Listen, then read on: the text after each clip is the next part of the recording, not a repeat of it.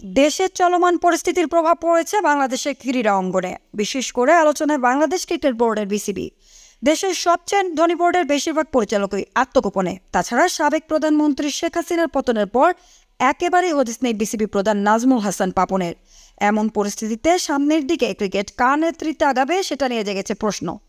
বিসিবিতে যে কয়জন পরিচালক উপস্থিত আছেন তাদের সঙ্গে এই মধ্যে বৈঠক করেছেন নতুন ক্রীড়া উপদেষ্টা আসিফ মাহমুদ সজীব ভূঁইয়া। গঠনতন্ত্র মেনে দ্রুতই কিভাবে বিসিবিতে রিফর্ম করা যায় সেই পথে হাঁটছেন তিনি। আজ রোববার 18 আগস্ট এক সংবাদ সম্মেলনে আসিফ মাহমুদ বলেছেন, বিসিবির পরিবর্তন নিয়ে বললে আমরা রিফর্ম করব, সিস্টেমের কোনো ব্যক্তি নয়। সিস্টেমকে যারা করাপ্ট করেছে তাদের ব্যাপারেও পরিবর্তন আসবে সুনিশ্চিত।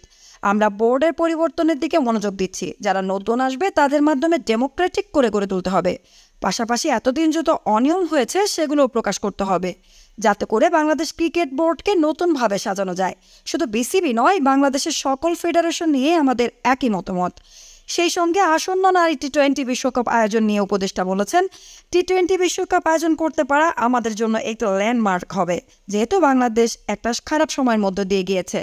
সেই সাথে যারা আমাদের মেহমান হয়ে আসবেন তাদের নিরাপত্তা নিশ্চিত করাও আমাদের দায়িত্ব। সব কিছু বিবেচনায় এটা এখন আর শুধু স্পোর্টস মিনিস্ট্রিতে নেই, এটা এখন স্টেটের ব্যাপার হয়ে গেছে। তো প্রধান উপদেষ্টা ডক্টর মোহাম্মদ ইউনূসও নতুন স্বরাষ্ট্র উপদেষ্টা নিযুক্ত হয়েছেন। আমরা তাদের সাথে আলোচনার ভিত্তিতে আমরা সিদ্ধান্ত নিব। আর আইসিসির সঙ্গে আমাদের যোগাযোগ চলমান আছে। দ্রুতই আমরা এই বিষয়ে একটি সিদ্ধান্ত আপনাদের জানাবো।